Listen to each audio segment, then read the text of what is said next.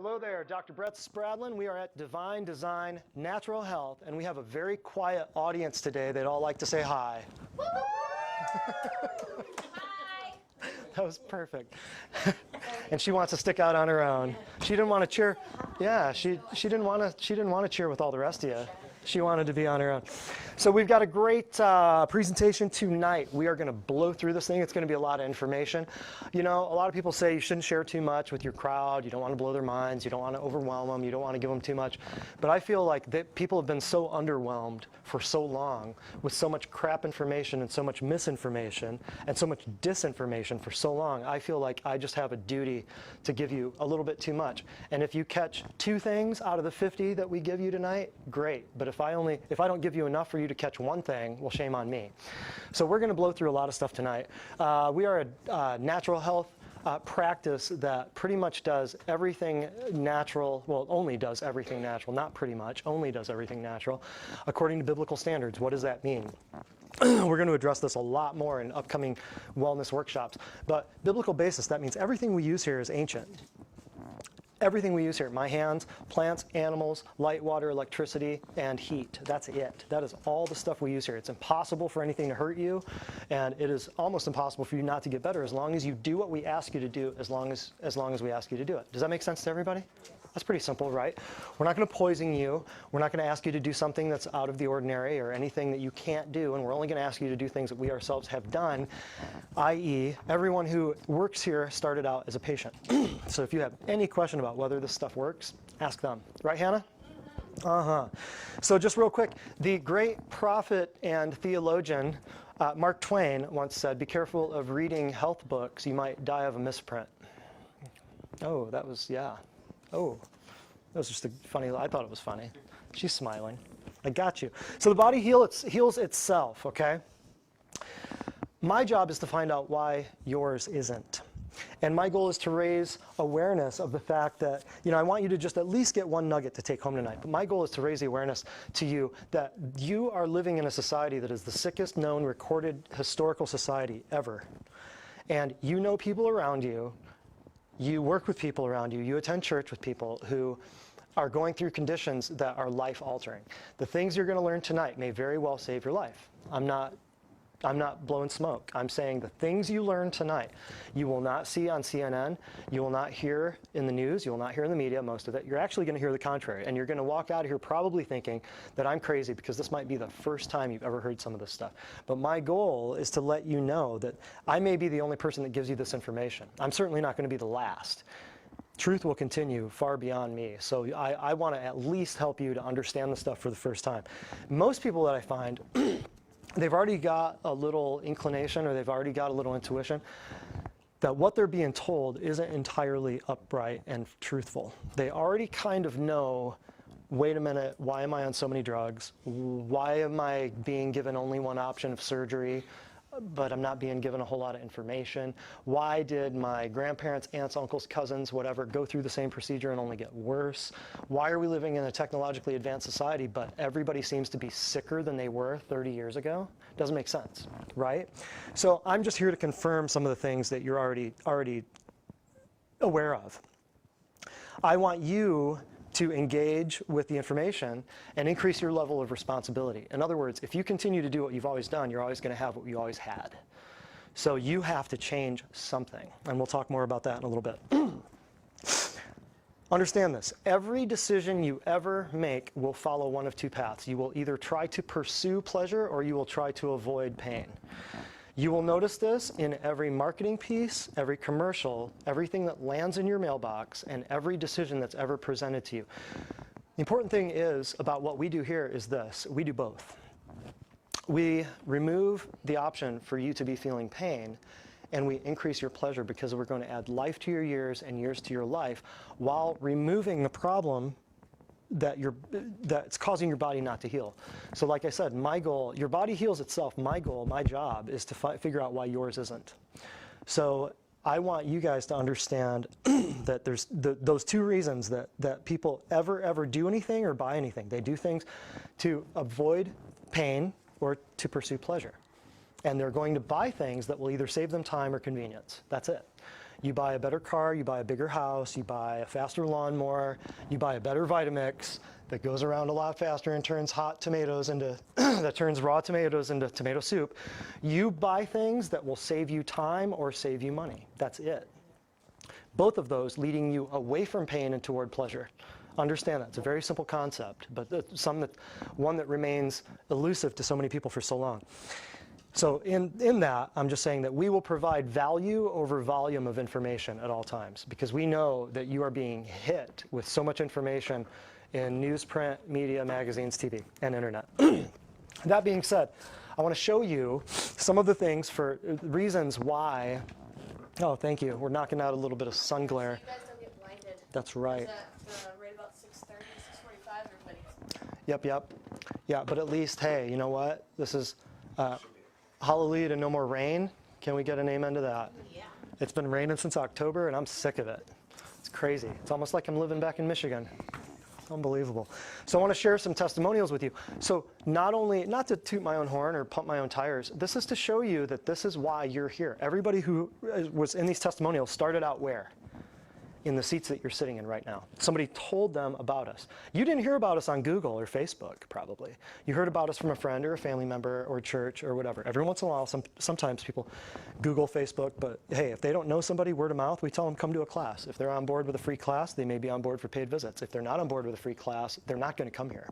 That's just end of story, because they won't want to commit to like actually making the change in their life that will save their lives and cut off the problems that they've been having. Right, Mark? You've had some pretty crazy results in what, 3 weeks? Yeah, feeling good. We got mics ready too, so when Hannah's in here. Oh, well, here, I'll take one up here just in case I want to throw a mic at somebody at a random spot. Take Facebook off we'll take Facebook off guard. Yeah. Gotcha, okay. So yeah, I might call on you in a minute. Yeah, you've had some, so Mark's been here what, 3 weeks?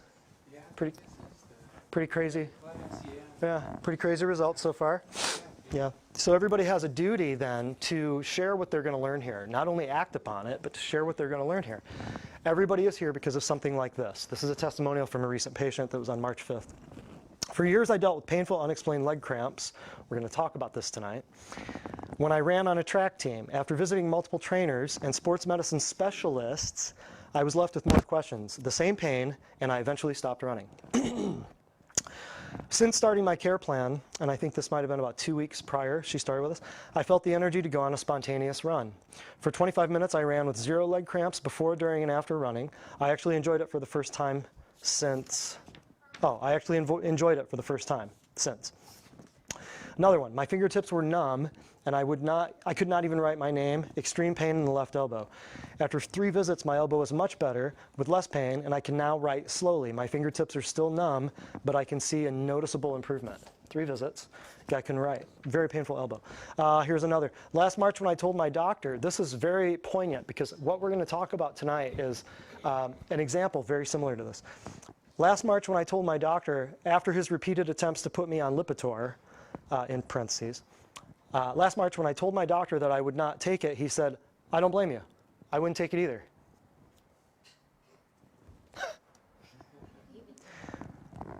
Her blood work was a reason for the prescription, by the way. So the doctor was saying, when the doctor was confronted with, hey, I'm not taking this, doctor, oh, well, I'm not going to take it. Well, I don't blame you. I wouldn't take it either. So why was she on it in the first place? How long was she on it? I don't even know. Now, I'll be 79 this year, drug-free for 3 years, no prescriptions. I'm no longer diabetic and have 3 minor symptoms that are going away easily. One of them is a finger and one of them is a toe, like a little bit of pain in a finger and a toe. 79 on no drugs. How many of you know 79-year-olds on 0 drugs? Raise a hand. Does anyone in this room know anyone who's over, let's say 65, any Medicare patients who are not on drugs? Anyone in this room? We got about 12 people in this room. No, nobody? Medicare patients? How many Medicare patients, how many drugs are they on about average? Anybody know? Anybody? I'll tell you this, the average American over 50 is on 15 medications, average. Average. What we teach you tonight, you're going to be shocked. You'll be blown away. Average. So what that tells you is some people over 65 years old are on 3 or 4 meds, and some people over 65 years old are on 20 or 30, because the average is 15. So that's one person, 79 years old, on 0 medications. A couple more. Before, I had intermittent pain between shoulder blades and limited mobility in my back due to a serious accident, a T7 burst fracture, 3 broken ribs, a C1 broken in 2 places, and a C7 broken in 1 place. How are you now? Much improved range of motion, no pain in the neck, pain almost non-existent now in mid-back. He had fusion in his mid-back from upper thoracics to mid-thoracics and was concerned. Well, can you adjust me? What can a chiropractor do? I'm fused. Well, that's exactly what I said right there. On my own, I tried blindly eliminating trigger foods for weeks on end in an attempt to heal my IBS. I've deprived myself nutritionally and ate fearfully, not knowing which foods were making my symptoms worse. Does anyone know anyone like that in this room? You do? Does anyone? Yeah. They're afraid to eat something, but they don't know what to not eat. So that's what we help people with. That's why when you hear things like this and you hear what I'm going to talk about tonight, you need to be thinking of people that need their butts in this chair. You have a duty, you have an obligation, you have a responsibility. People need to know this information. They do. They also need to know that there's somebody in Cleveland, Tennessee who's changing lives, because people drive for hours to come here sometimes. There's no doctors like this where they live. They come from a long way away. Once again, it's not tooting our own horn or pumping our own tires. It's saying we have something that we can offer that will help people and change their lives. So you need to be thinking about people like this. At Divine Design now, I know exactly which foods trigger my flare-ups, leaving me free to eat without worrying that I ate something I shouldn't. I have avoided flare-ups without playing a painful game of food roulette, she calls it. I love that. Last one. Before, I was a nervous wreck and very emotional. Now, I feel alive. A few women came up to me at church and asked what I was doing differently because they noticed how aware and calm I looked, whereas before I was tired and nervous all the time. It was pure joy to hear them say what they saw was the same as what I felt. Isn't that great? So she was on her way to anxiety and depression meds is what she was on her way to. So getting right into it. There's some testimonials. There's also a referral system that we have out front with all of the folders of all the referrals or all of the testimonials of very similar situations, all by category of condition or complaint, and all also organized by system of the body. So if you know people who have fibromyalgia, chronic fatigue, irritable bowel, IBS, anxiety, depression, whatever, it's very easily searchable out here. So grab some testimonials before you leave. Make a note to yourself to make sure to grab those. Or if you're new, grab those testimonials that appeal to you, okay? Vitamix drawing, we're going to do that later on. Now, I want you to think, I'm going to blow through some info because I've got a lot to share with you. I'd rather than underwhelm you. So write down any questions. We'll answer questions at the end. Write down any questions because we'll blow through this. We'll be done by 7:15, 7:30. And I have a microphone up here, so when we do questions, Q&A or anything like that, I'll be handing the microphone around. Now, I will say this ahead of time. This is a caveat. Facebook, you got me right here. I will not ever take somebody off of their poisonous pharmaceutical toxic medications. I will not ever tell them that they have to come off the poisonous toxic pharmaceutical medications that some atheists put them on. I will not ever. That is not my license. That is not what I do. But I will give them information that will set them free so that they do not have to poison themselves with toxic pharmaceutical poisons. Did I make myself clear there? My job, I do not take them off prescriptions. Never have, never will. That is not my job. I will go to jail. They will take my license if I do that. There's many things that they could do that for, but that's just one of them. Does that make sense? If you want to get off of your toxic pharmaceutical medical poisons, you need to go to your toxic pharmaceutical medicine practitioner and prescriber. Okay? That's all I'm going to say about that.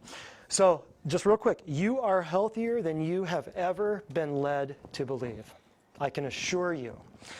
You can be healthier than you have ever thought. You are not a product of your genes and your future. See, fate is just stuff that happens to you. Destiny is what you make it. You don't have to be old and broken down. You don't have to confess over yourself that, oh, I'm just getting older and my hair's falling out and I'm going gray. You can be healthier in 5 years from now than you are right now. How do I know? People do it all day. People do it all the time. You ever watch Biggest Loser? And that's fake. That's on TV, but they do it. Right? So how do I know? I've got hundreds, maybe if not thousands of people in this town who are now healthier than they were 5 years ago. And guess what? It doesn't take 5 years. If you're in the toilet right now, it doesn't take very long to get you out of the toilet and make you feel better than you did when you were 20 years old. Amen? right? Doesn't take long. You probably don't have the disease that you have been told that you have. That's why tonight's topic is diseases that don't exist. Okay, there are conditions out there that people have. I am not discounting. You got a fibromyalgia diagnosis, you got a migraine, you got an ALS diagnosis, you got a cancer diagnosis. I'm not discounting that you have a condition in your body, but I'm telling you this, it's not what they're telling you it was in many cases. I will prove it to you tonight, and I will use just one example to prove multitudes of examples to you, make it very clear. You are most likely suffering from malnutrition, and you're simply not being told. Why? New Age medicine does not give any homage or honor to food or medicine. The FDA actually says that there's no nutrient that can prevent or cure any disease. Did you know that? The Food and Drug Administration of the United States says there is no nutrient or food that can cure or prevent any disease. Did you know that? That is what your FDA says. While they are passing drugs into the public, fast tracking into the public, drugs and inoculations, I'll use that terminology, into the public that maim and murder and kill people, tens of thousands, hundreds of thousands per year. There's 10 or 15 passenger jetliners going down of people every day, dying every day, and you don't hear a word about it. But if there was one jet that crashed that killed 300 or 400 people, you hear about it all day for 3 weeks. They'd be looking for that black box. They'd be out there trying to figure out how it went down. But every day there is a genocide going on. This is why you need to know this stuff. So New Age medicine does not pay any homage to food, and it does not call it New Age medicine. That's what it is. It's not new. It's not ancient. It's brand new. And I'm coming up with a series of classes coming up in May, I believe. If it's new, it's not true. If it's true, it's not new. Yeah, that's going to be good, and it's going to coincide. That's in April, and it's going to coincide with Earth Day and respect the Earth Day and ancient medicine and everything. So it's going to be a good time. We're going to talk about ancient medicine. We're going to get more into the biblical basis of what we're talking about when we say what is biblical-based healthcare or Bible-based healthcare. We're going to get into that. So they do not talk about nutrition, and they do not teach it to their patients. So it's very important that you understand that. Now, two definitions I'd like to hit you with: common and normal.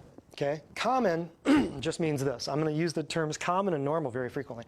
It is common for people to be very sick, to be on, average American over 65 is on 15, average American over 50 is on 15 medications, okay? That is common.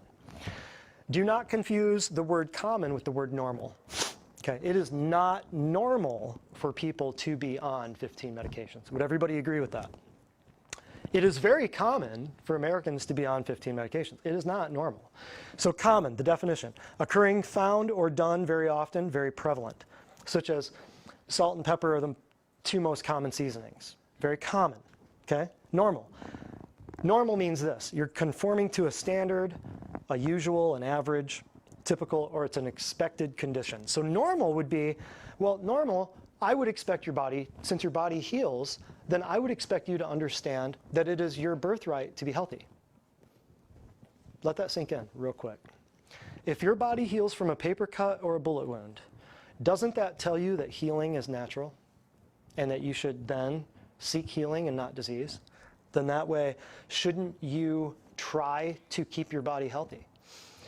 Because then that tells you the fact that your body heals without you having to even do anything should instantly wake you up and show you that your body is self-healing, self-regulating, and that you don't need to even think about healing. Therefore, healing is the default of mankind. Not death, not disease. You were born to be healthy, not sick. Would that make sense to you? If your body heals, then naturally health is the default that you should be in. Right? Have you ever thought of it that way? Probably not. Your body heals from a paper cut. Therefore, that shows you that health is your birthright. Right? It shows you that by you trying to be healthy and not be sick, I heard a pastor one time, I think it was T.L. Osborne, long ago, read a book of his that said, if it was God's will for man to have disease, why would you go to a doctor or a hospital to try to get wealthy and walk out of his will? That would mean that every doctor and every nurse and everyone who practices healthcare, such as myself, would be doing the opposite of God's will by getting you healthy, if it was God's will for you to be sick. Does that make sense? Can I get an amen on that? Can I get an amen on that? Amen. Man, all right. So for illustration purposes, I'm going to read this to you because I wrote this. I want to be very clear on this.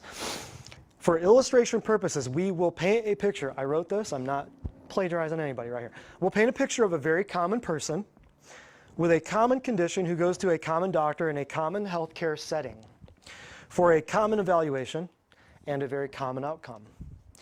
We will assume an average level of health with simply one drug intervention.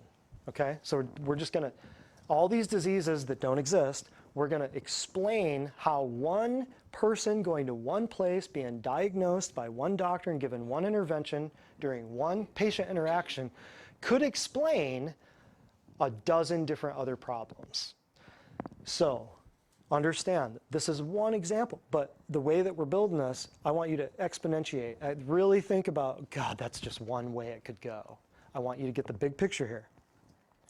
For simplicity, we will use the most popular drug in the universe, statins. For simplicity, I'm only going to use one drug. How many drugs are there? Tens of thousands, if not hundreds of thousands. Could somebody Google and just see, just somebody back there, Google and find out how many drugs are there actually? I want to know. I've been wanting to know for a long time. When you get that, raise your hand. Statins are the most prescribed and promoted drugs in history, ranking as one of the top 3 drugs worldwide in the number 1, 2, or 3 slot for at least the last decade. This is why I'm using statins. I'm using the biggest class, the biggest category of drugs. Statins block an enzyme in your liver from making cholesterol, so that reveals why liver damage is a result of using statins. So anybody who's been on statins for long term, they'll tell you to take CoQ10. It's an enzyme, CoQ10. That is why they do that. And now it's by prescription that they do that, because they realize they were killing your liver so fast. You're on statins for a long time, they run liver panels to find out, to make sure that they're not killing you too fast. Is that right? Anybody know that? How many of you have ever been on statins in this room? Raise your hand. 1, 2. Anybody else? Anybody? Nobody else? No one else in this room has been on statins? Well, good. Seems like I hear of, guys I work with, older guys or whatever, Yeah, yeah. they're all the time, Oh, yeah. blood pressure, Cholesterol.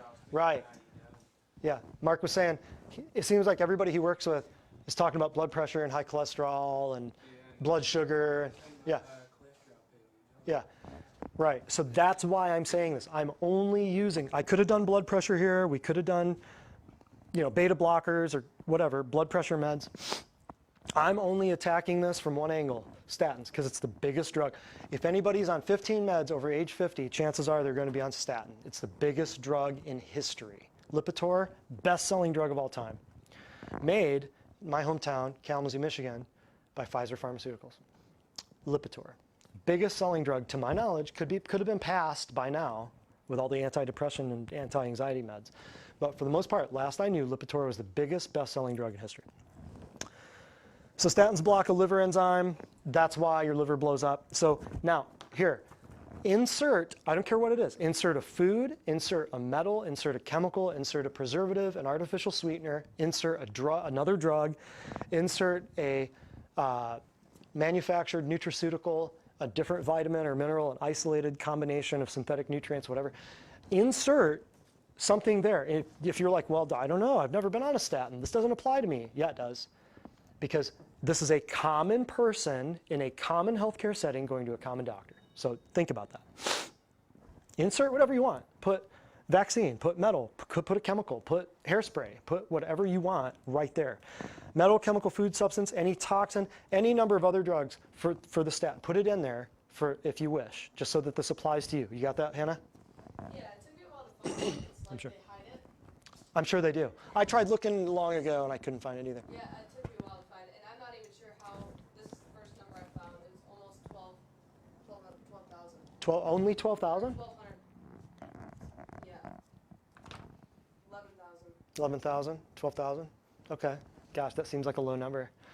That seems like a super low number. Seems like your commercials come on. They've got almost that many vaccines nowadays. Anyway, so your common story, example, this is what I mean by this. Your doctor discovers your cholesterol is 220. Okay, so he orders a blood lab, or he orders a blood lab, you find your cholesterol is 220, you're given a statin to reduce the cholesterol. A few months later, or maybe even immediately, You have muscle weakness, you've got muscle pain, you've got muscle cramps, you've got poor memory. Come on in, brother. Saved you a seat right here. Saved you a seat right here, front row. Look at that. Yeah. You got muscle weakness, pain, you got shortness of breath, reduced libido, whatever. You've got all these other symptoms. So you go back to the doctor, you complain about these new difficulties. What does the doctor do? In most cases, he will move you from statin number 1 to statin number 2. Yes or no? How many of you have parents? How many of you have aunts, uncles, cousins? They will take you from statin number 1 to statin number 2, right? Give you another, that's what I mean. They'll take you from statin. They'll say, oh, you're having muscle aches or you got headaches. Well, we'll take you off of Lipitor and we'll put you on atorvastatin. You follow me? We'll take you from statin number 1 and put you on statin number 2, right? What does that do? Nothing. The drug is in the same class. It's a statin. It's a cholesterol blocking drug. So you're likely going to have the same side effects. Does that make sense? Similar action, similar side effects, whole 9 yards. So here's main point number 1. If you're going to write anything down, write this stuff down. These are your main points. Your side effects get diagnosed as a new disease. That is American medicine. That is conventional healthcare. That is what it is. Your side effects, I'll repeat it. Main point number 1, there's about 5 or 6 of them tonight. Your side effects will be diagnosed as a new disease. To which case, what will happen to that new disease? What's going to happen with you? Once that side effect is diagnosed as a new disease, what will happen to you? Correct. More drugs, which will lead to what? Correct. So, example, muscle weakness or pain. You will hear that, muscle weakness or pain, you will hear that on a commercial as myopathy. Or you will hear that as cardiac myopathy. You'll hear that as this big word, myopathy, means muscle pain or disease of the muscle. Muscle weakness or pain, you will hear this on commercials, may be an early sign of a potentially fatal condition called rhabdomyolysis. What is rhabdomyolysis? That means destruction of skeletal muscle. So you take statins, it will destroy your skeletal muscles. You'll hear that in commercials all day. That's an example. Your side effects get diagnosed as a new disease. Yes? Just real quick. Yes? I think I might have said the wrong number earlier because there's a bunch of numbers right here. Okay. Did I say 1,100 or 11,000? 11,000 with 3 zeros. Yeah. Okay. All right, main point number 2, when we discuss all this, your side effects will cause and are caused, here's the kicker, by nutrient depletions. When you are tired, when you can't keep your eyes open, when your head is throbbing, when you have chest pain, when you cannot get up at night, when you can't in the morning, when you cannot go to bed at night, your side effects are caused by nutrient depletions. Okay? They are blocking, suppressing, or inhibiting your normal physiology. That is what a side effect is. A side effect is nothing more than this. You are trying to block, you are putting a chemical poison into your body that is forcing your nervous system to lie to the rest of your body. It's deception, that's what it is. That's all it is. If you are in this room and you are on medications, know that. You are taking a chemical poison that does not belong in the human body, never has, never was, never will belong in the human body, and you are forcing a biochemical reaction into your nervous system so that the rest of your body is lied to. How powerful is that? That's all it does. You will have crap energy, you will have crap reproducibility, you will have everything, but you will look good on paper and you will still feel like crap. I'll prove it to you later. That's point number 2, okay? Main point number 3 is this. Many of the, I'm sure, over 11,000 drugs that we just Googled. It's actually 12. It's 11, Oh. 9. It's 11, 9, 25, I think. Oh, but they've got 12,000 more in the hopper right now. They're getting ready to kick them out, fast track them. So the main point number 3, many of the common drugs reduce your immune response. So up go your odds of what? If your immune system goes down, what is increased? When your odds of getting what is massively increased? Yes, how? Getting sick, cold, flu, even bigger. What's the C word? Boom. If your immune system goes down, most of the drugs, why would your immune system go down? You just lied to your body. You just took a poisonous pharmaceutical. So now your body has to heal from the disease that you took the drug for, but it also has to fight because it's going, what is this poisonous chemical? Now I have to fight this off. So what's it going to sap resources from? First thing it's going to go for is your immune system. Has to, right? So as you take a poisonous, toxic pharmaceutical, chemical new age poison, drug, it has to force your immune system down, which increases your susceptibility to colds, flus, and cancers. Could we explain why every kid is so sick now with part of that? Count the drugs as, replace drug there and put chemical, put cleaning agent, put GMO food, put preservative, put artificial sweetener in that gap. That's why I said, we're not just talking about people on statin drugs. Get over that. Get it out of your mind. We're talking about they're not 50 and 60 years old on 20 medications. What if they're 16 and they're not on any drugs, but they're eating Captain Crunch every morning? That's a drug. It's got worse drugs in it than most of the drugs you're on, right?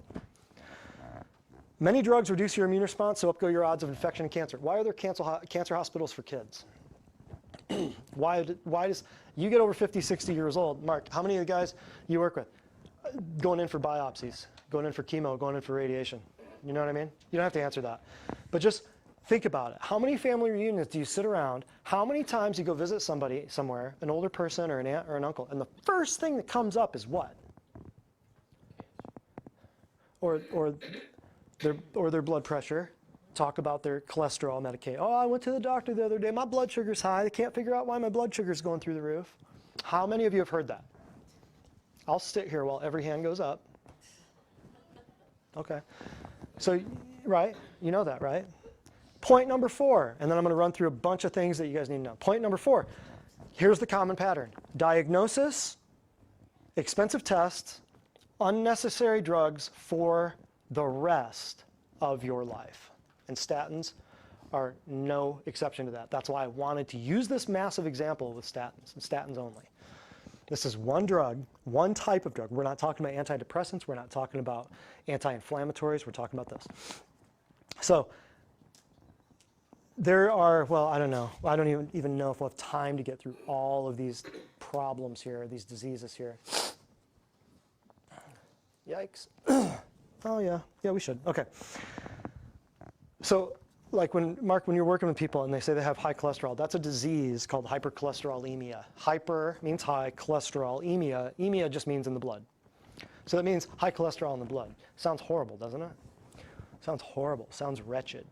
So when people say, oh, I've got high cholesterol, what they're talking about is they've now been diagnosed with a code, an insurance disease code that can be entered into a computer as hypercholesterolemia, and now they have a diagnosis. So we're told that high cholesterol levels are a major risk factor for coronary heart disease, but here's the truth. You know, it's an annual ritual to get cholesterol measured. You'll hear this, you will hear all of this at every family reunion and every nursing home and every gathering. You'll hear this all day.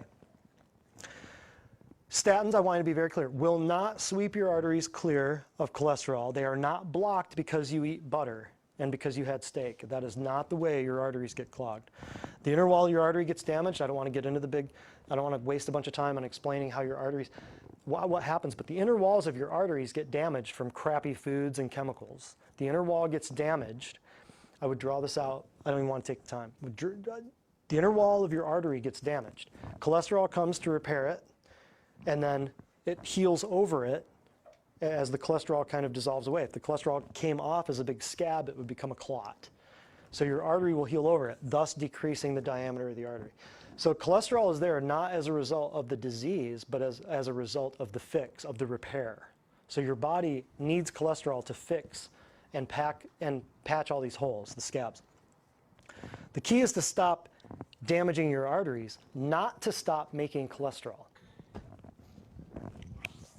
The key is to stop damaging your arteries, not to stop making cholesterol. Cholesterol was never a problem until we found a drug that could lower it, and then everybody had that problem.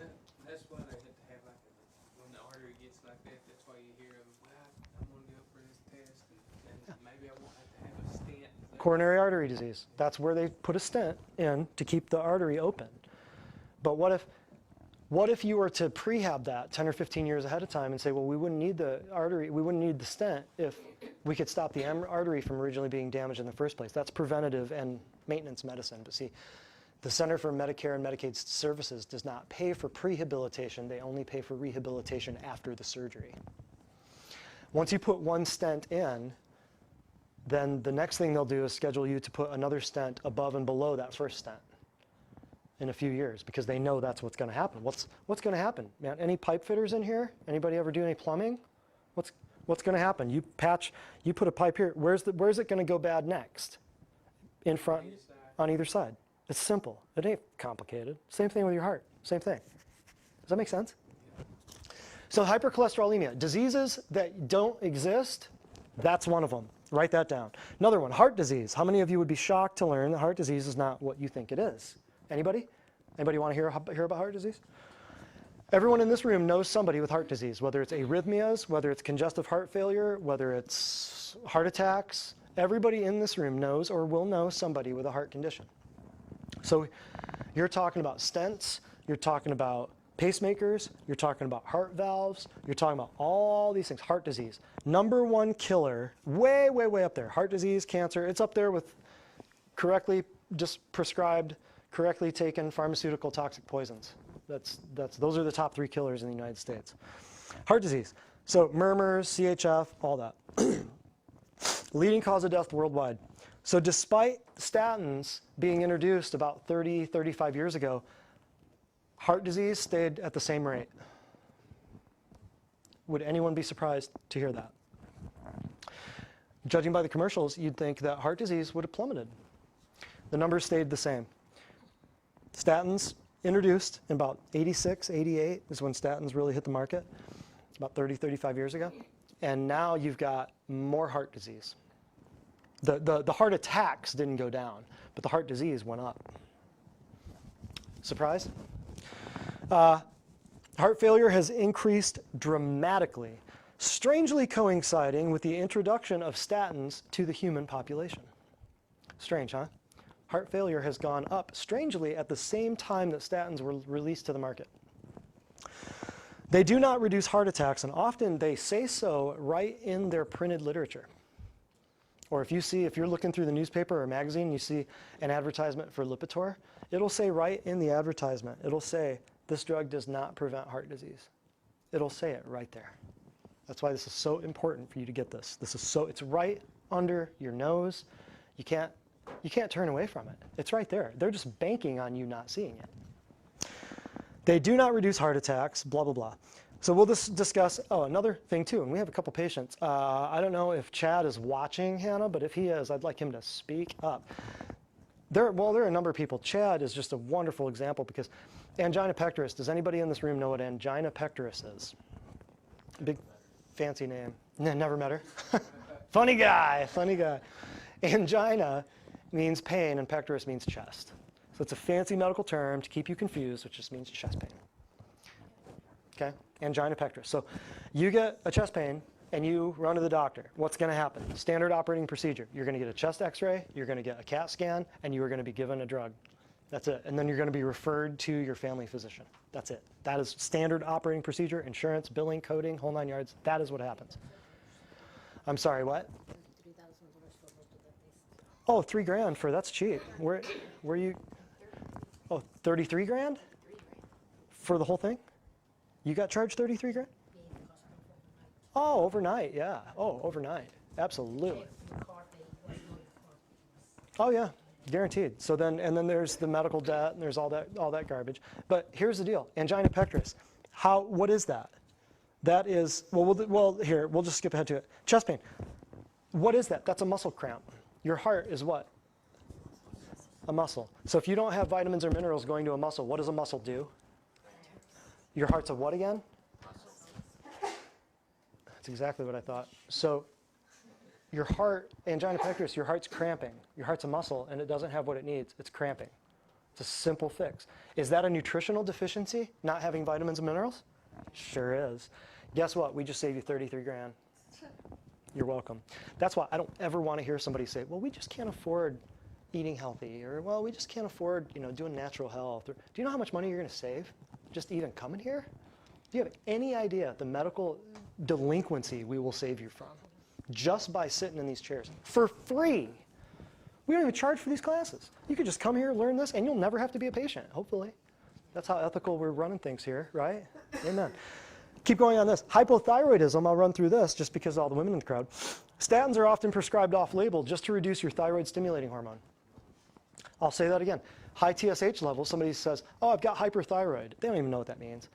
Most people will say, oh, I've got hyperthyroid. They don't even know what that means. That means your TSH levels are up. So a statin drug, this is why I use statins for this example. A statin drug can be prescribed off-label. That means not for statins, not for killing your cholesterol. It can be used to decrease your thyroid stimulating hormone. So then your hyperthyroid goes down to normal, so you look good on paper, but you're still tired and you still feel like crap. But you look good on paper. Just like with blood pressure, just like with cholesterol. So if you have hyperthyroidism, or if you have hyperthyroidism, they will give you a statin drug sometimes to reduce the hormone production, and the statins will reduce your availability of your body to use the zinc and the copper and all that. So then you will be diagnosed with, you'll go from hyperthyroid to what? Say it louder. Hypo. You'll go from overactive thyroid. They'll put you on a statin, and then a year, 6 months, whatever, 5 years later, you'll be diagnosed with hypothyroid, Hashimoto's, hypothyroidism, right? So what I'm telling you is there are many avenues into all of these diseases, all of these conditions. You are not going to hear this on CNN. Dr. Oz is not going to tell you this. I can assure you. You will not hear this on TV. Who's the biggest influencer? Who's the biggest mover and shaker on TV? Who's the biggest mover and shaker? Who's the biggest? Say it. Commercials. Who's the biggest commercialer on TV? What industry? Huh? Pharmaceutical medications. You will never hear this in media. You will never, I promise you, hear this on media. So hypothyroidism. Real quick, we'll run through the rest of these. Fibromyalgia. How many of you in here know someone who's been diagnosed with fibromyalgia? Every hand go up. What that means, the word fibromyalgia means pain in the muscle fibers. That's all it means. It means you have sore muscles. That's all it means. You could have fibromyalgia as a side effect of statin drugs, because when you take statin drugs, it decreases your body's ability to make cholesterol. What's in every muscle cell you have? Cholesterol. So if you don't have the ability of those muscle cells to bend, every time you stretch a muscle and you move it, is it going to be sore because you're breaking it? You're ripping it? That's part of what fibromyalgia could be. Your body will also not be able to remove the lactic acid and all the metabolic buildup of wastes in your cells. So you will be diagnosed as a side effect of the statin that you were put on because you had a 220 cholesterol level in your blood once, right? You'll be put on a statin for the next 25 years. And then you'll wonder, why are my muscles aching? Once again, your muscles will now hurt and spasm and cramp, right? What does that mean for your heart? What would you be diagnosed with? Angina You knew I was coming back to that. Okay, chronic fatigue. How many of you in here know other diseases that do not exist? How many of you in here know someone who's been diagnosed with chronic fatigue? What does that mean? You've been just tired a long time. Chronic fatigue syndrome actually means we don't know why you've been tired all the time. That's what syndrome means. The word syndrome in medicine means we don't know what causes it. I should teach a whole class on medical terminology just so when you hear these words you don't get bugged out and fearful. Myopathy just means disease of the muscle. You know, inflammation, anything itis just means inflammation. You got colitis, you got an inflamed colon. You got bursitis, you've got an inflamed bursa. You've got encephalitis, you've got an inflamed brain. You've got stomatitis, you've got an inflamed muscle or an inflamed stomach, or gastritis, you've got an inflamed stomach. That's all it is. Half of these terms, they're just interchangeable words. Angina pectoris, we already covered that. Androgen deficiency. What's another word for that? What's another name for that? Erectile dysfunction. How many guys' inboxes are getting filled with Viagra and Cialis and all these drugs? Erectile dysfunction. Well, ladies, you're the same. It's libido, right? Replace that, ladies. Replace that with infertility. It's the same problem. Got it. It's the same problem. So if guys, erectile dysfunction, that can be a side effect of just that drug. But okay, well, I'm not on a statin, but I've got erectile dysfunction. Okay, how about the chemicals? How about the metals? How about the foods? How about the other pharmaceutical nutrients that you're being given by your functional medicine practitioner? It's a bunch of synthetic nutrients, you know. How about the other the drugs you took 5 years ago? This is also warning you not to get on the drugs. That's what we're doing here. So the androgen deficiency, aka erectile dysfunction, you'll hear it referred to as ED. You cannot make cholesterol. Why? Well, how would this cause ED? You cannot make testosterone if you don't have any cholesterol. And if you're killing your body's liver and not making it able to make cholesterol, what happens to your testosterone? Does it go up or down? Down. So how many guys have low T and invented, this is one of those diseases that don't exist? Oh, this is perfect. This is perfect. How many guys are getting low T and they're getting injections, or they're taking some crap that I saw on TV the other night, a GNC supplement with Frank Thomas backing it up, and it's, I can't remember the name of it. But oh, you can get a free bottle. You just text. You know what I'm talking about? You text to this number and they send you a free bottle. That's how much money they're throwing. Do you know how much that sends? Or how much that costs to send you a free bottle of this stuff? Unbelievable. So ladies, the libido operates the same way. You would call it infertility. Estrogen, testosterone, I've said this in every class. Estrogen, testosterone, progesterone, they all sound similar because they all come from what? What molecule do they all come from? Testosterone, estrogen, progesterone. What do they all have to come from? They all have to come from cholesterol. You take a statin drug, decrease your cholesterol, you are automatically decreasing your estrogen, your progesterone, your testosterone. Take it to the bank. Almost done. Amyotrophic lateral sclerosis, what is that? Anybody? Summer 2014. Everybody's dumping ice water on their heads. Why was that? ALS. What is ALS? Lou Gehrig's disease. What is it? What was it? Anybody? Amyotrophic means there's no muscle movement. Lateral means the lateral sides of your spine. Sclerosis, hardening of the muscles. So there's very little movement, right? Amyotrophic lateral sclerosis. You take a statin, it will decrease your brain's lipid. What's your brain made of? Fat. What's cholesterol? Fat. So if you take a cholesterol-lowering drug, what is it taken down? Correct. You're not being told this. All right, this is one drug. That's why I use the statin thing, because they're the most prescribed drug in history. Best-selling drugs of all time. This is one drug, and its effects on how many, we're up to 9 diseases right now. Only 9. Not even alternate names of those diseases. There are some diseases that have 5 or 6 different names. Understand that. So I won't get into all the ice bucket challenge crap and all that. There's other causes of ALS I won't go into right now. Biggest one is drugs and biochemical warfare agents, like in the food supply, like NutraSweet, stuff like that. I won't get into all that. Number 10, peripheral neuropathy. How many of you in here know someone, or know someone who knows someone else who all have peripheral neuropathy? Anybody? Peripheral neuropathy. Big name, peripheral, hands and feet, neuropathy, disease of the nerve. So it's a peripheral, it's a disease of the nerves, hands and feet. That's all it means. Diabetics have it a lot. Peripheral neuropathy, their hands and feet are numb. If you are taking statin drugs, you've got crippling, severe pain, you got motor loss, legs and arms, whatever. Peripheral neuropathy, you take a statin drug, you expose yourself to a 14 times higher risk of obtaining peripheral neuropathy. And they'll come and take your feet and your hands off. No big deal. Number 11, hyperglycemia. I'll throw all these together, okay? You can package these into one. I'll get it easy. I'll package it into one. There's four separate things here. You can hear it referred to in many different ways. Hyperglycemia, some people will call it. Some people will call it diabetes type 2. Some people will call it metabolic syndrome. Some people will call it insulin resistance. It's all the same crap, okay? Somebody, a while back, there was a patient, she just stopped the metformin overnight. And her diabetes just magically went away. Isn't that crazy? How long had she been on the metformin? Oh, almost like the one that said, I told my doctor I wasn't going to take the Lipitor anymore. And he was, oh, no big deal. Yeah, maybe you shouldn't be on it anyway. She'd probably been on it. She's 79 years old. She'd probably been on it 20 years. I mean, that's an average thing, you know. Chris, question? Metformin is a drug that artificially lowers your blood sugar. It's for diabetes. Metformin. Half of the people that you know over age 50 are on it. It's up there. Metformin is one of those things that it's up there with Lipitor, atorvastatin. Any drug that ends in statin, that's a statin drug.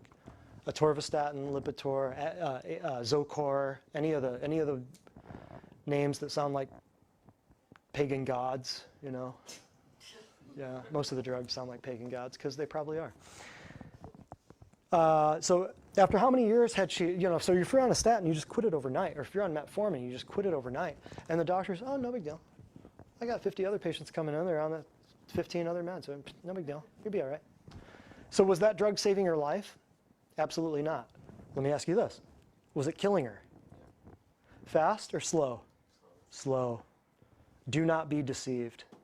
Do not walk out of here tonight thinking for one stinking second that just because you know somebody who's on drugs and they're doing okay and they're not dead, they're not in a casket yet, don't think you don't have a responsibility and an obligation to bone up and put your big girl panties on, look them in the face and tell them they're killing you slowly. Do you get it? You got an obligation. Are they going to hate you for telling them the truth? They may. I tell people the truth all day long. I don't care. They're going to hear it one way or the other. It's not that I don't like the person. I have a job to tell the truth.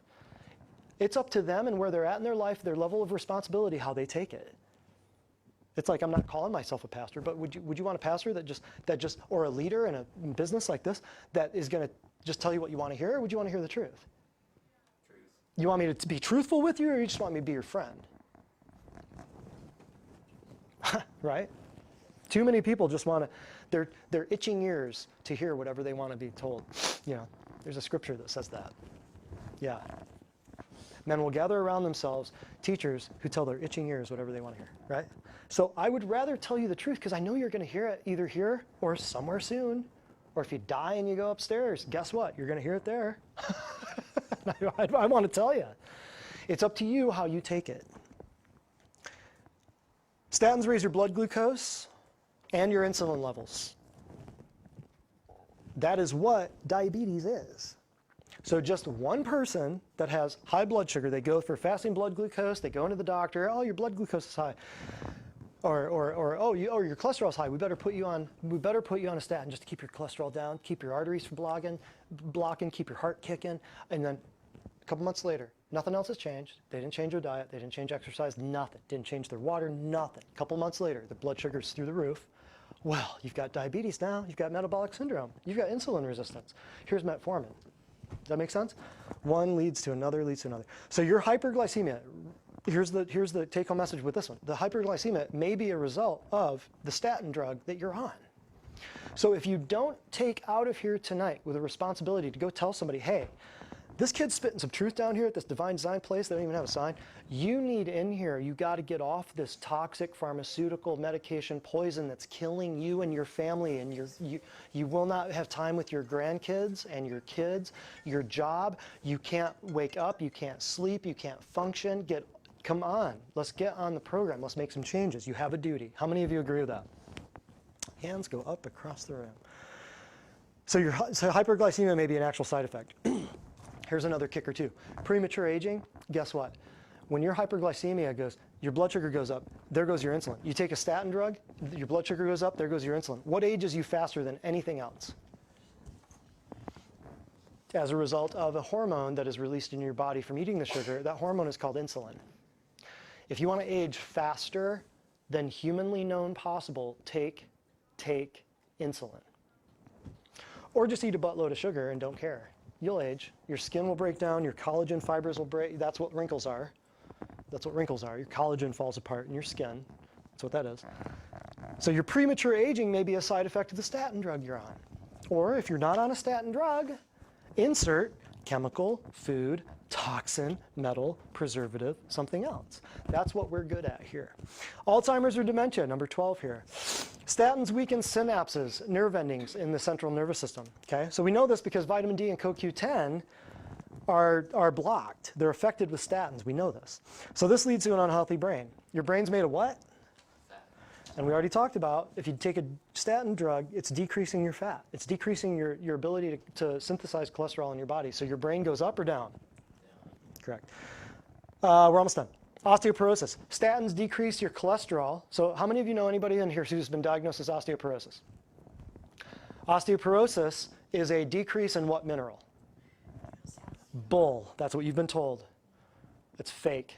Doesn't exist. That's what you've been told. Right. What should you drink to get more calcium? That's garbage too.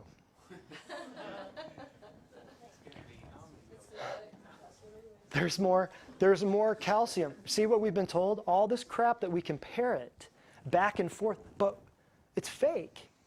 It's not real. It's not true. You know there's more calcium in vegetables than there is in cow's milk? American Dairy Association made sure that they paid multi-million-dollar athletes to wear a white milk mustache back in the 80s and 90s and say, milk does a body. Y'all know it. And how'd they get inside your head? Because they got inside your living room. That's exactly how they did it. You opened up that one-eyed monster idiot box in your corner of your house, and you let your kids get programmed into even thinking that all this crap, that everything I'm saying, you just, I could feel it in the room. I could feel it when I talk to people. They're just going, my God, that's not right. That can't be right. If that's fake, then what else is fake, right? There's no end to it. You just have to look at it and go, okay, does it make logical sense? Who's telling me, and what benefit do they have from it? All these commercials on TV were hundreds of millions of dollars. What am I making right now, to tell you the truth? What am I doing? How much did you pay to get here? How much did you pay to get here? Nothing. Question? Well, we got some Facebook stuff, and it's 7:15. Okay. Here, I want you to, can you take this, just so that everybody can hear you? But let me just explain the osteoporosis thing. Statins block vitamin D. Calcium will not be absorbed from your diet. So this disease is not a calcium deficiency. It's an inability of your body it's a decrease in bone density from an inability in your body to absorb, from the vitamin D deficiency for your body to absorb the calcium. It's not a calcium deficiency. You take more calcium and it actually makes your bones more brittle because your bones' osteoblasts won't work. Osteoblasts build bones, okay? Boniva, the biggest drug for osteoporosis, causes osteosarcoma. Osteosarcoma is a big word for what? Say it louder. Bone cancer. Bone cancer. That is correct. So 14, and I'll end right here, and then I want to get into actually what's the solution to all this crap? I just made you feel like the world's ending, and you know, for the last 40 minutes or whatever. But what's the solution to it? I'm going to give you solutions, short-term and long-term. But real quick, we'll add to this. Since with a statin drug, it's taking out part of the liver that makes the cholesterol. What other diseases could we add in here? Liver disease. Name it. How many people in here know people with liver problems? How many people in here, raise a hand, know people with liver problems? Is that like, what's a fatty liver? Fatty liver disease. What is a fatty liver? Another, add it to the, yeah, add it. Fatty liver. I've never heard. That's one of the funniest disease names I've ever heard.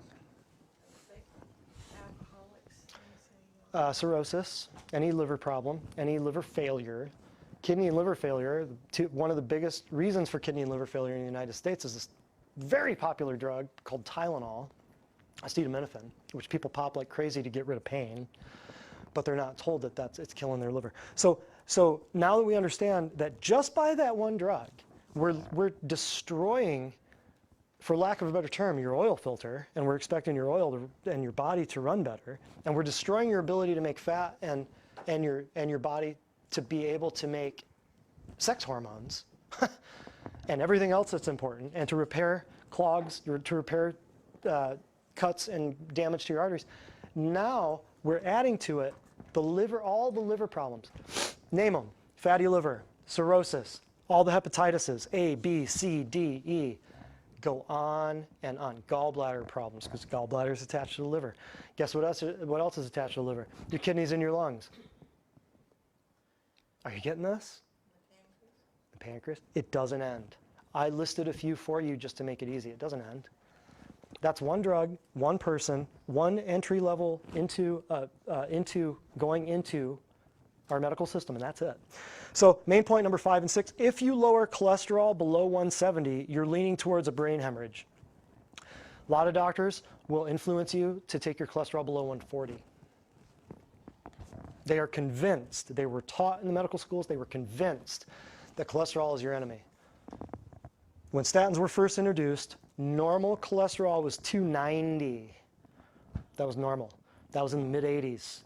Now it's 200. We know that as those market share, as we drop the acceptable level of cholesterol, 10 points, the market share goes up exponentially.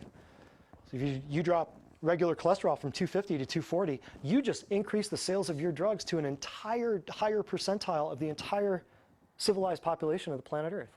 7 billion people. You just took your market share through the roof just by dropping that thing 10 points. What about just good cholesterol, bad cholesterol? We can get to that. Save that. That's a good one. I want to end right here, and then I want to get to Facebook. That's a good one, Mark. Don't forget about that. And we want to put you on microphone because nobody can hear you. Okay? That's a good one, though. Main point number 5. So now normal cholesterol 35 years ago was 290, 300. Now it's 200. Okay? Main point number 6, and this is the last of the presentation here. I want you to get this. Speaking of liver transplants, we introduced statins. Liver transplants went up 30%. That should tell you something. It took them a long time to figure out that it was the CoQ10 that they were killing. They were taking out the enzyme in your liver. The place in your liver, the place in your body where it makes cholesterol in your liver, that's what they were destroying. It took them a time to figure out, well, shoot, maybe we should prescribe CoQ10 with it. What is CoQ10? It's in vegetables and meats. It's an enzyme. You can get it in vegetables and meats. But if we make a prescription type of it, guess what we can put you on now? And we can sell it to you along with. That's like me, like doing a lawn job in your yard and showing up the next day saying, hey, I do landscaping. Right? Here's the problem. Here's the solution. I got both of them. Right? Isn't that crazy? Liver transplants went up 30%, and this procedure, your liver transplant procedure, cost $250,000 to $400,000. And will insurance pay for that? Probably. I have no idea. Okay, so real quick, I could kill the rest of this in a minute. We want to hit Facebook real quick, Hannah? Yes. Okay. Hit me. Questions, comments, concerns. We're almost done. Okay. So, Colleen Williams Pope checked in. Yes, Colleen, North Carolina. Yay. Katrina David Flaws checked in. Cool. Diane Buwalda. Cool. And then when you asked how many drugs were there question, Dustin Golden answered almost 12K. Oh, okay. And then I didn't see that. I was searching for it when you Okay. said that. Cool. Thank you, Dustin. Yeah, Lenny, I tried looking for that a while back, and it sent me down a rabbit trail, and I could not figure it out. you have to type it in a specific way. I probably, yeah. Well, now you have to be careful what you're watching, what you're looking for. Amazon. Well, when we go off Facebook here, I'll tell you guys some other little tidbits and secrets that are happening online that you need to be watching out for. We'll go off Facebook for that. If you want to know the big stuff, you got to become patient. Sorry. Okay, what else? Lenny said hey. Hey, Lenny the leprechaun. Perfect. Love you, buddy. I'm glad you're here. Let's see. Anything else? Questions or comments? Anything? Yeah. Sarah Outlaw, also she's watching, just so you know. Sarah Outlaw, love you, darling. Yes. Sarah And then- Outlaw is, she's another doctor who does nutrition response testing. She's got an office in New Jersey and in Des Moines, Iowa. And yeah, we just saw her last weekend at a seminar. I was in St. Petersburg last weekend for lot of about 200 other docs that do nutrition response testing. And we're changing the world. It's a huge thing. Questions? Adrian Bird said hey. Adrian. Love that kid. He's still on. Get a hold of me, man. I'd love to talk to you. Been thinking of you. Okay. Anything else? Yes. Hold on. And then Samantha Bunting Okay. Yes. said atorvastatin is Lipitor. Mm-hmm. I'm also wondering, where are you finding that statins increase the risk of heart disease? Never heard of that. Where statins increase the risk of heart disease. Yeah, she said never heard of that. I've got my resources right here. And then I have another question once you're done with that. I never said that they increased the risk of heart disease. It was that the number of heart attacks remain the same after they were introduced, but also they don't reduce heart attacks. It says in their advertisements that they don't reduce heart attacks. Heart failure has increased, strangely coinciding with the introduction of statins. Those have gone up. Is that? Yeah. What was where they increased? Yeah, Heart disease? she said, I'm also wondering, were you finding that statins increase the risk of heart disease? This right here is from a pharmacist, as a matter of fact. Her name is Susie Cohen, C-O-H-E-N. She's a registered pharmacist, and she writes books and all kinds of stuff about all of that, and all of that is researched and published. It's in written medical journals. It's all over the place. I use only MD stuff. I use medical stuff. I don't go with fringy out there natural health stuff. I read their own stuff to use it against them. Next thing. Melanie Salim. Yep. Is your body ever beyond repair to get back to optimum health? Not unless they're throwing dirt on you. And even if they are, we got a little ace in the hole named Jesus. So no, as long as you're breathing and you want to get better, you can always, always improve. As long as you get ahead of the curve with the drugs and the surgeries, there's always room for improvement, always. You can always get better. Don't ever believe anybody that tells you you can't get better, ever. You can change your diet, you can move around a little bit better, you can get off the toxic pharmaceutical poisons, you can get the chemicals out of your life, you can always improve. You'd be shocked at how fast your body can recover. What else? And then also, oh geez, Christina, sorry if I say this wrong, Albernaz Gravel said statin drugs are horrible. My mother-in-law was a nurse for over 40 years. And that, I believe, was the last. Mother-in-law was a nurse for over 40 years. Great. Well, I hate to hear that, statins are horrible. But one thing I want to say, most of the people here that we treat, I've said this a million times, I'm sorry if I bore people, but a grand majority of the people that we treat here, the profession that they come from is healthcare. Whether it's dentists or respiratory therapists, we've got a lot of nurses, nursing home, all the way up to oncology, surgical nurses, all kinds of medical people who come here. And I ask them the same question all the time. Why are you here? You have the access to every known pharmaceutical, vaccine, surgery, procedure. Why would you come here to me? And they say the same thing. And I never coach them on this. It's always, well, I see what the drugs do, and I don't want them. That should wake you up. If you are not convinced that American healthcare is going down the wrong path, then I have nothing more to say. Yeah. Just one more thing, well, possibly two, but Colleen Williams-Pope, she made kind of a good point, is she said prayer requests at church are pray for so-and-so that they have this and they have that. Yeah. She said request after request after request. For once, I'd like to hear more prayer requests for salvation than health care. Not that I wouldn't pray for someone who is sick, but you know what I mean. Right. Correct. How many resources in the church are wasted and misused and mishandled going and visiting and praying for Pastor Pillow and Sister Sheets, going and doing chemotherapy and radiation? I mean, no disrespect. Do not tell me that I'm disrespecting somebody, but they have to understand we are believing in a system built on atheism and evolution. I'm sorry. I'm calling it what it is. I don't care. I will prove it to you. But here's the deal. How many things are being wasted? How much prayer time, how many resources are being spent on trying to overcome the damage and the ill effects of the chemotherapy and the radiation and the surgery? When people should be educated. But you go to a potluck or you go to a kids event at a church, and Chris, what are they serving? Candy. And what else? And what else? Candy, cookies, pizza, cakes, casseroles. You go to a bake sale, what are they selling? So should not the information that I'm bringing to you start and end in the church? Should it not? That's why I'm here. I'm going to change Cleveland, I'm telling you. I just need all of you all on board. Are you all on board? Okay, good. What last thing, Hannah? No, there's just two more comments. Okay, what do we got? Adrian just said, my personal experience, 90 days can put the brakes on your health going downhill. 188 days can be a full turnaround. Absolutely. Amen, brother, right there. 90 days turnaround, Adrian Bird, right? Yeah, right on. Absolutely. Yeah, 90 days. Yeah, and a lot of people don't understand that. And I'm sure that was hearkening back to the previous Christina question, right?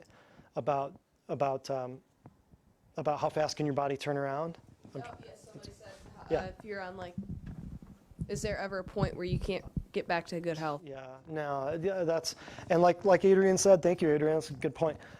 We see regularly about 90, I can't say 90, anywhere between 50 to 90% improvement on people's symptoms and syndromes and problems and ailments and dysfunction and pain within about a 90-day period.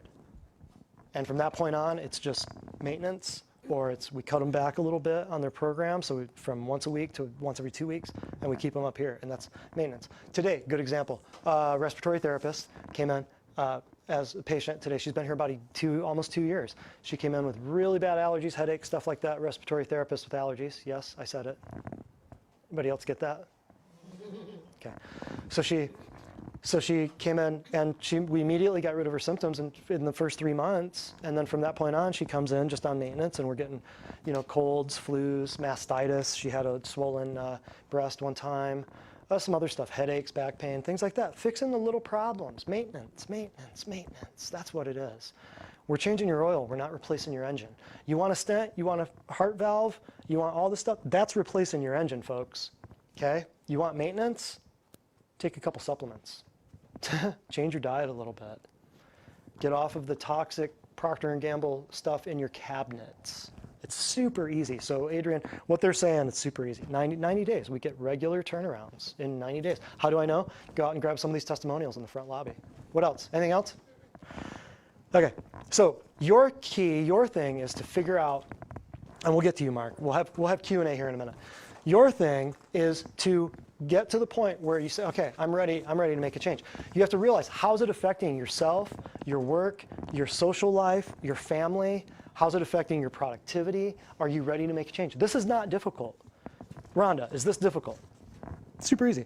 Big changes real fast, or small changes over a period of time? Period of time, small changes, super easy. Mark, overwhelming, big, fast changes, or small, stepwise ones? Small? Honestly, one thing, some things are pretty quick. Yeah. Just the whole digestion, all that was really quick fix. Well, fixing your digestion. Yes, Yeah. that was really quick. Yeah, it all starts with digestion. Everything starts with digestion. Your food goes in your body. The first thing you got to think about is digesting it. What do the drugs do most of the time? Especially acid blocking drugs. Stop your digestion. So you have to digest your food, be able to assimilate it, be able to absorb it. There's 3 steps there. So the biggest thing we do is fix digestion. Yeah, absolutely. So that's a pretty quick. Really quick. So it's super easy. So you have to get to the point where you want to change. You have to realize, if I don't change anything, it's likely not going to get better. It's going to get worse. I have to be committed. Am I ready? If the answer is yes, then hey, we're your place. We're ready to rock. No one goes to a doctor because of pain. They only go to a doctor because of what the pain or what the dysfunction is keeping them from doing. I'll repeat that. No one goes to a doctor for pain. They only go once their pain or once their dysfunction is keeping them from doing something. Whether it's keeping you from having a regular bowel movement, keeping you from getting on a plane, keeping you from traveling, keeping you from going out and being social. There's something to be said about, you have to understand, if you don't do something and change it, it's likely going to get worse. Okay? Sometimes you can just enlist some of the things that we've listed here, that we've mentioned here, and it'll get better. But likely it's going to need a little bit more intervention. We're going to need to get in there and figure out, okay, we need to target some specific nutrients, fix this organ, boom, boom, boom. I wouldn't even cover this. We'll end here, but put any of those diseases, you guys have seen this before, most of you, unless you're new, put any of those diseases here. Every disease, we cover this in most other classes, I won't get into it right now. We'll put any disease here, any of the ones we talked about, hypercholesterolemia, Parkinson's, Alzheimer's, hypothyroidism, hyperthyroidism, and you will have 2 ways to cause it: nutritional deficiencies and organ dysfunction. That is the case. Drop the mic, walk off stage, end of story, done deal, write it, take it to the bank. That is the way that you will cause these 2 things in any ratio will cause those diseases. End of story. How do we fix things? Nutrition response testing, design clinical nutrition. If you are new here, you've never been here, you want to understand what nutrition response testing is, stick around. Say what? We have the brochures. And you have the brochures. If you're new, you have the brochures in your folders. Stick around. If you're new, we'll do a tour. We'll show you how nutrition response testing works. Design clinical nutrition, that just means it's designed specifically for you. There is no one-size-fits-all protocol to what we do. It's specific to your body in that point in time. The respiratory therapist that came in today, we looked and figured out, okay, what is her body needing right now? In 6 months, she might be pregnant. In 2 weeks, she might have a cold or a flu. She might need something. This is the most advanced, easiest, most affordable way to figure out what your body needs in that moment in time. it goes after overall health. This is not a quick fix. Plan on 3 to 6 months minimum overall health, and it's safe and natural. Like we talked about before, safe and natural. Nothing we do here can hurt you. So if you are ready to get started, we're going to do some giveaways. If you're ready to get started, chat with Sarah up front. Can we hand out the surveys while we're answering some questions here? Yes. We're almost done. Real quick, Bob Du Bois says watching from Wow. Palm Harbor, Florida. Palm Harbor, Dubes. That's my, I gotta tell you, gosh, Mr. Du Bois. It's my old assistant principal from high school. Wow, Dubes. Mr. Du Bois. Howdy, Bob. I feel weird calling him Bob. Dubes. That's an honor that you're watching. Thank you so much. Spread this, send this. We had a talk about stuff a couple years ago when I was in Florida. Yeah, send this, man. I'd love to hear from you too. Call me. You got my number. What else? That's great. That blows me away. My mom and dad are here. I'm sure he remembers you. He remembers. How many times was I in the principal's office? A couple. I'm not gonna lie. Most of the time it was good stuff though, right? They liked me. What else? Is everything on Facebook? Is that cool? All right. Questions. Mark, you had a question. Hold on. Yes. We're almost done. Facebook. It's on. You're not going to hear anything. It's on back there. Okay, the question I had was, you hear this always about good cholesterol and bad cholesterol. I mean, that just sounds kind of, like there's a cholesterol fight going on in there, but it sounds kind of Yep. harebrained to me. Good question. It is harebrained. Here's the deal. HDL and LDL, they're low-density lipoprotein and high-density lipoprotein. So it's not even a cholesterol molecule. It's a protein that carries cholesterol. So I won't get into it right now, but it's not good cholesterol and bad cholesterol. It's low-density lipoprotein carries cholesterol from your liver to the rest of your body. High-density returns it from your body back to your liver. That's all it is. There's no such thing as good and bad, and it's not even a cholesterol molecule. It's a protein that carries the cholesterol. So it's completely taught to us incorrectly to begin with. So there's no such thing as your body takes cholesterol out with LDL and then it returns it with HDL to your liver, well, if it doesn't need it or not, depending on whether it needs it or not. Does that make sense? So your what's the way to say this? You have a lipid profile or a blood panel that looks really good. You know what? Maybe I should draw this out. You guys want to see something cool? Yes, sir. I want to see it. All right, fine. Let's do it. Can we take these down, Hannah? I want you guys to see this. This is very important considering the statin stuff. So here. I know, just the one. I'm sorry. So, healthy,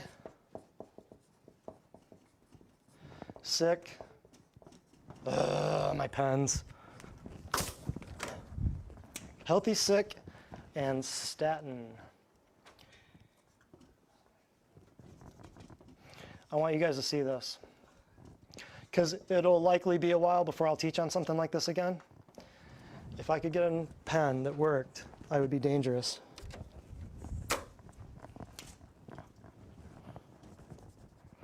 Sorry.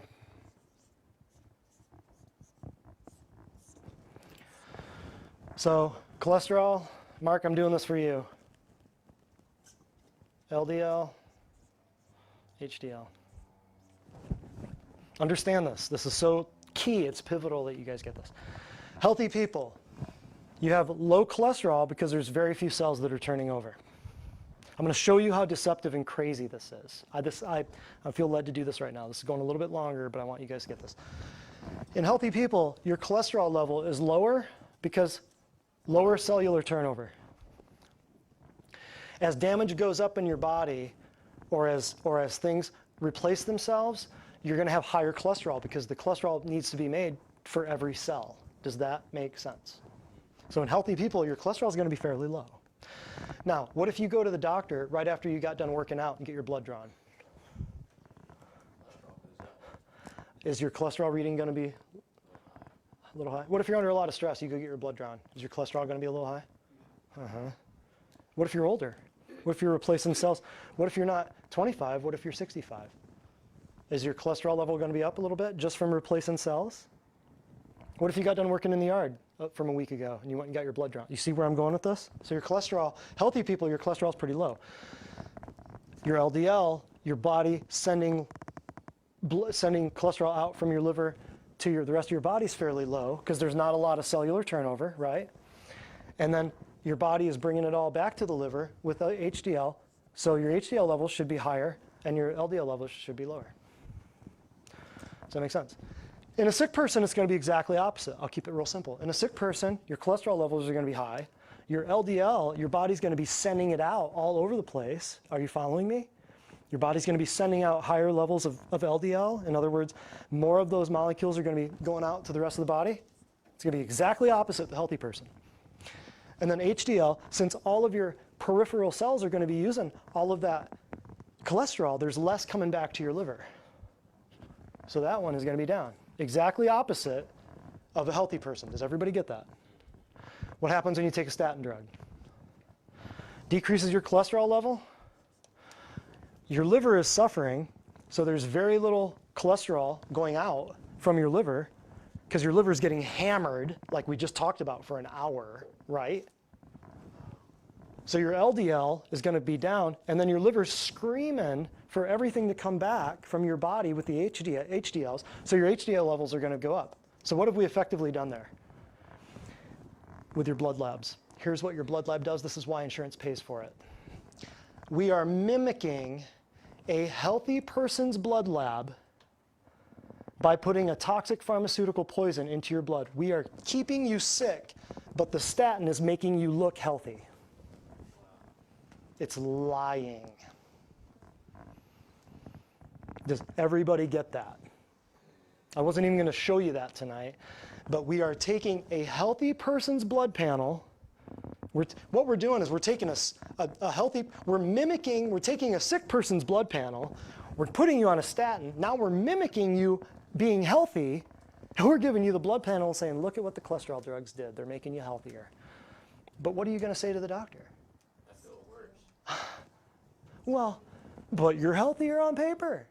But I feel Worse. But you're healthier on paper. But I feel Worse. he got this. Uncle Dan went through. Everybody goes through it. Eventually. Might be a month in, it might be 6 years in. Does everybody get this? That's how deceptive, rotten, evil to the core this whole thing is. When I told you before the drugs lie to your nervous system, that's what I mean. You're sick as a dog, but on paper, you look like a healthy dude. That's how it works. That is the sickness that we call statin drugs in this country. That is the deception. Part of it. Do you want to see how antidepressants work? No. No, you don't, I promise. So last but not least, so what else? Any other questions, comments, concerns?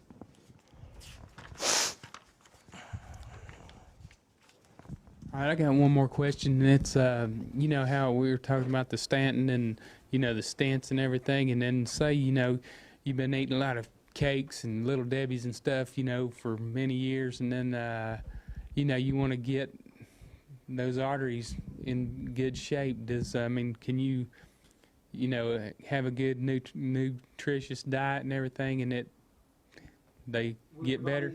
Yeah. Your body will heal. Okay. To what level? No, I don't know, but your body will heal. I guess it depends on how much you want you it. put into it. All right, thank you. Correct? Absolutely. Your body can heal from anything. Anything. If you get ahead of it in time, if you don't poison it and don't cut it and drug it into submission, your body will work with you. Yes. Question. Another question up here. Oh, Facebook question. Bob Boys, one more time. He said, "Hey Brett, I'm not really old. LOL. Hi to your folks. Not enough fingers." Not really old. Oh, I didn't say he was old, did I? Oh. Old print. Oh, old from a long time. No, you're not old. I'm sorry. I didn't mean that. My previous principal.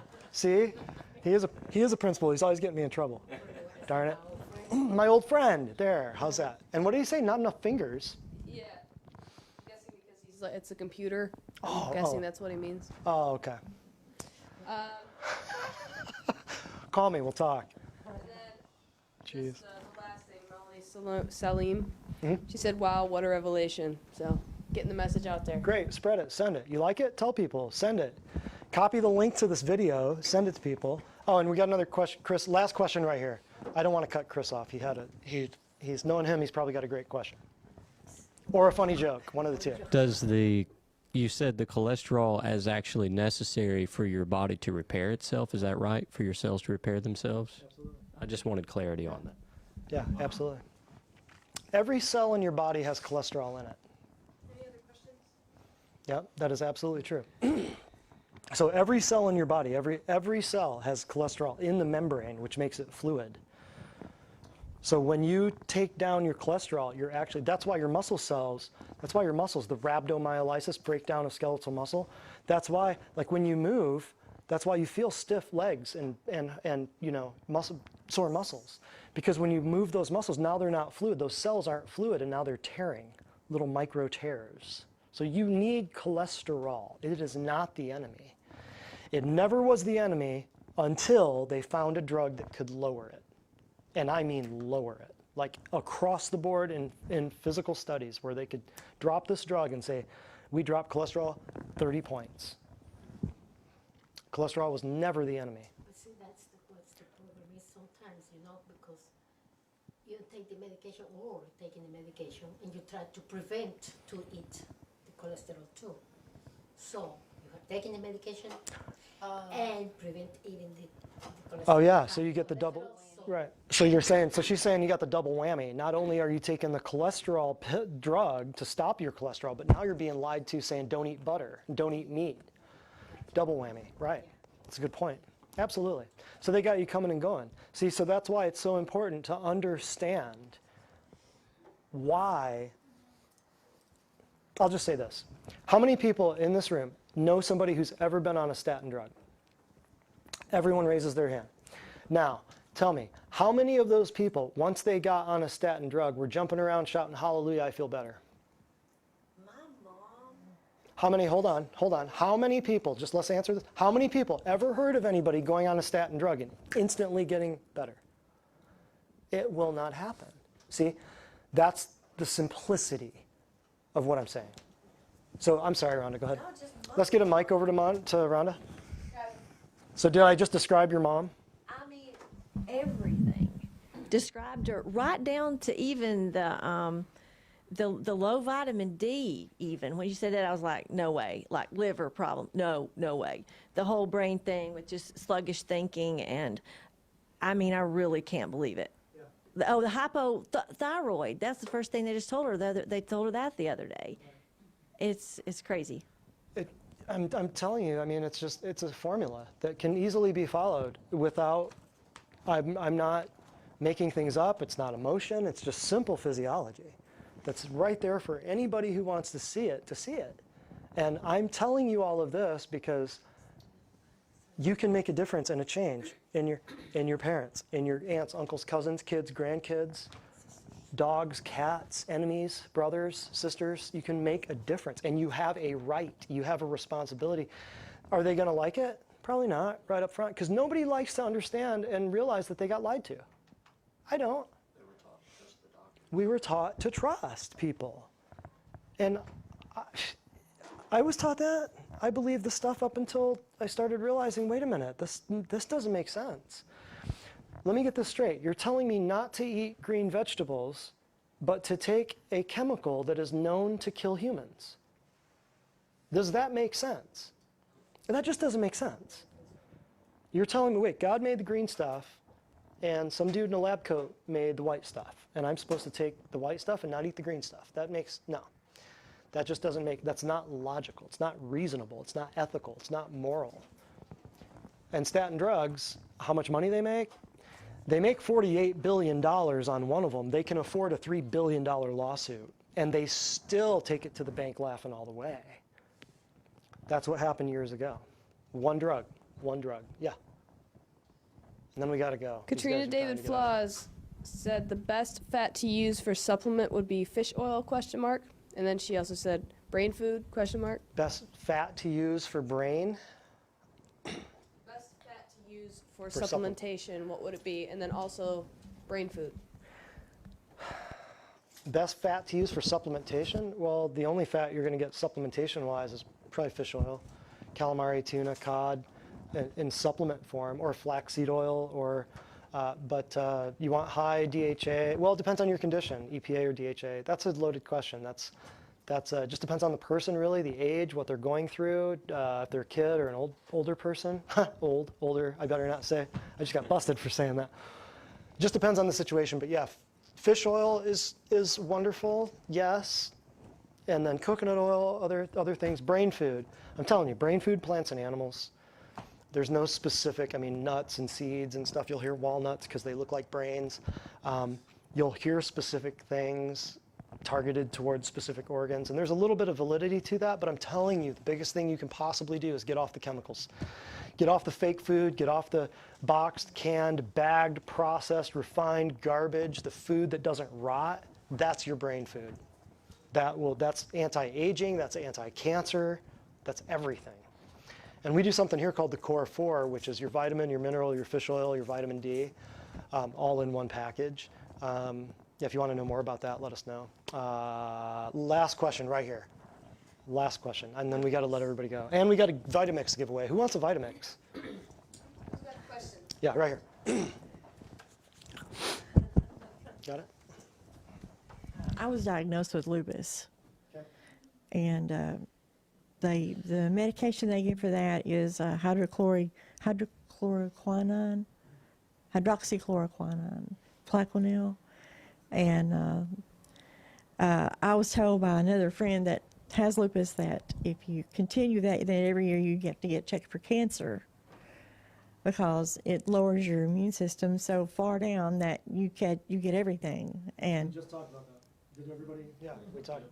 Did Take I? a drug, your immune system goes down, and your susceptibility to cancer rises. so my lupus, they say that I have. What can I do for that? I mean, that's an overactive immune system, and that attacks. It says it attacks my own cells, my healthy cells. That's a great question. One that we won't get into for the entire group here. That's a great question, but talk to us afterwards, and we can answer that.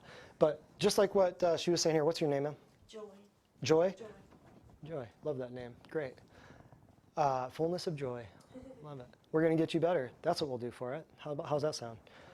Because it doesn't matter the disease. Fill in the disease and fill in, fill in the disease and fill in the chemical, just like what we said at the very beginning.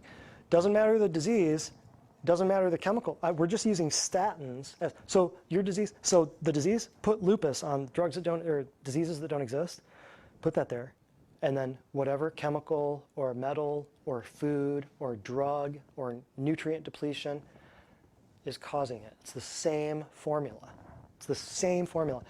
I will make a shameless plug here too that I do one of my best, what I think is one of my best classes, and one of the best presentations that I do is called Stress, the Death Cascade. And it's also called another thing on Facebook. We've done it a couple times over the years. And it's called Every Disease in 10 Minutes. And if you go on our Facebook page and you just look at the videos, you can watch that one. And I have this whiteboard right here covered with a flowchart and how it basically causes, how the same things can be caused by, basically every disease is pretty much about the same thing, just in different areas of the body. So you all might want to watch, might want to look at that. She's got to go. We need to do the... Oh, I got to do the giveaways. Yep, okay, so last but not least, anything else? Going once, going twice. Stick around, do a tour, fill out paperwork, let's hand out surveys for everybody. We want, please, if you've been here, fill this out. Got to shut it off. And then we're going to drop the bomb on what's going on Facebook before everybody leaves. So hey, if you want to hear this, you should be in class next time. So Dr. Brett Spradlin here. Everybody give us a big sound up. Divine Design, Natural Health. We'll see you soon. Thank you very much.